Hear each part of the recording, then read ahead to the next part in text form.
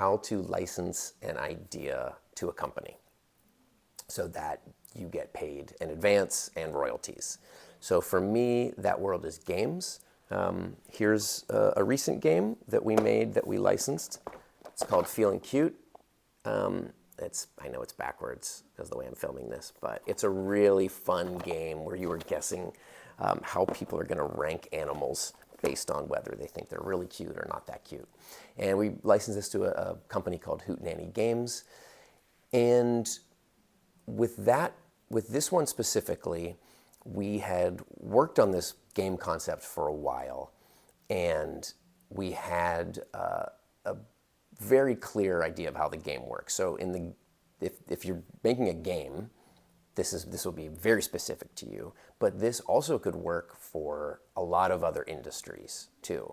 So if anything that you're inventing or coming up with, this could really work. Just switch the industry and the people that you would be talking to.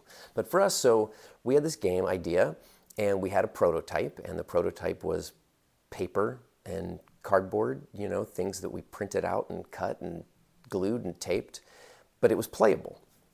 And so you could really see what the game was. And so we had a bit of a journey with this game, but specific to Hootenanny and to licensing with them, we set up a Zoom. This is a two-person company. This is a husband and wife team. They're fantastic. In other companies that we've worked with that are much bigger, we'd be meeting with the inventor relations executive, whoever's in charge of that. And so this is exactly the same process in the ways that we've licensed other games as well. But this one, if you work with a small company, it's really streamlined. So we pitched them over Zoom. We showed them how a round of the game works, and this is how you play. And we said, this is what we're looking for the advance, and this is what we're looking for the royalty. I'm not at liberty to say what that is, but I can give you ranges. Advances in our industry are anywhere from 2,000 to, I've heard, 40,000. That's rare. I would say the average is 10,000.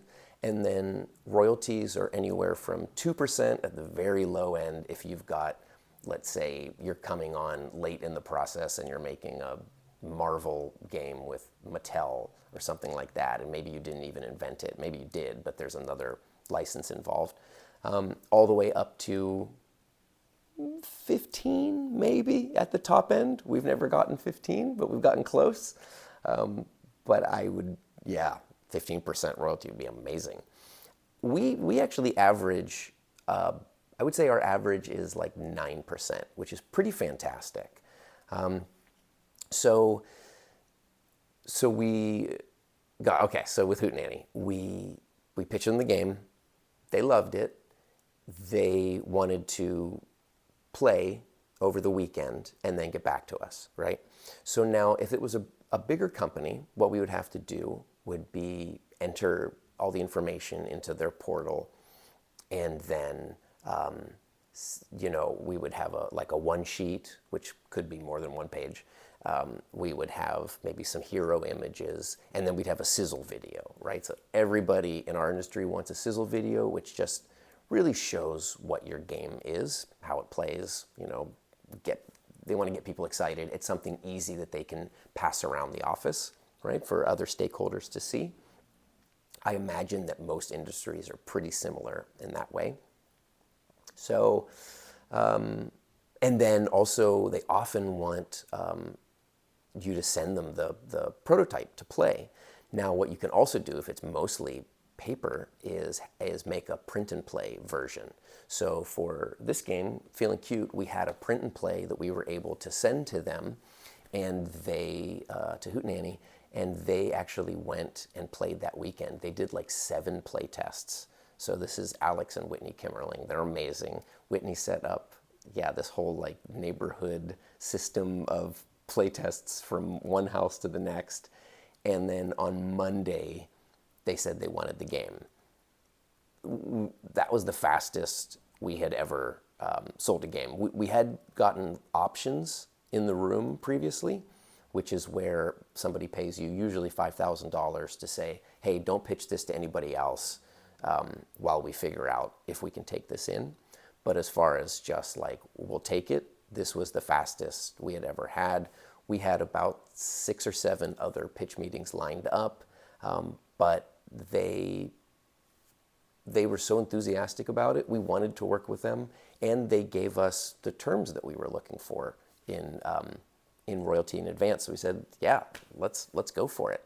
So then we had to send them, all of our thoughts on it, any just like design ideas that we had, and then we worked with them too on tweaking the gameplay. What's it missing? What else could it use? And what else happened there?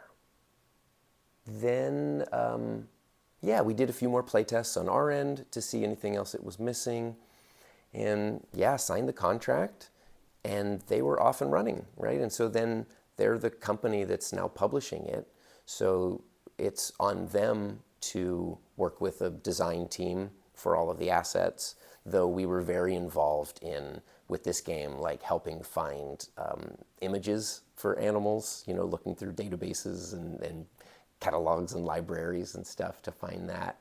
And then we would also give feedback on design and things like that. But they worked with a company called Statement in Nashville. It's fantastic. And the Hootenanny design is fantastic. So, there wasn't much that they needed from us on that end, which was cool. And we appreciated being brought into that. There's a lot of companies where you're not going to be brought in to that level.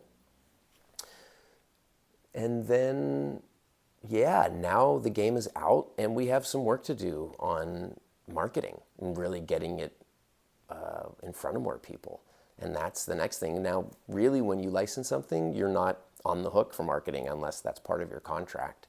But really, that's on the publisher. But if you want something to succeed, it behooves you to get involved in the marketing too. Why not, right? So this is the same process that we went through with all of the different other companies that we've licensed games to, all the larger and mid-sized companies. It's just there's more people, often more steps, and it takes a lot longer is really the only difference.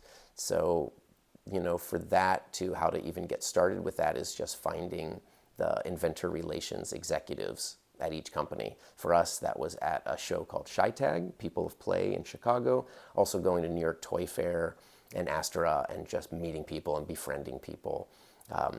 And then finding out, how they like things to be submitted. So for whatever your industry is, I imagine you can ask ChatGPT, who do I talk to in the pet industry for pet toys? Or, who do I talk to for, what else can you license? I mean, any invention, a peeler, right? A vegetable peeler.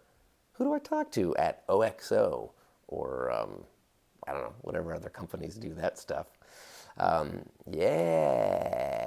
Hit me up with any questions. I love talking about this stuff. Happy to help.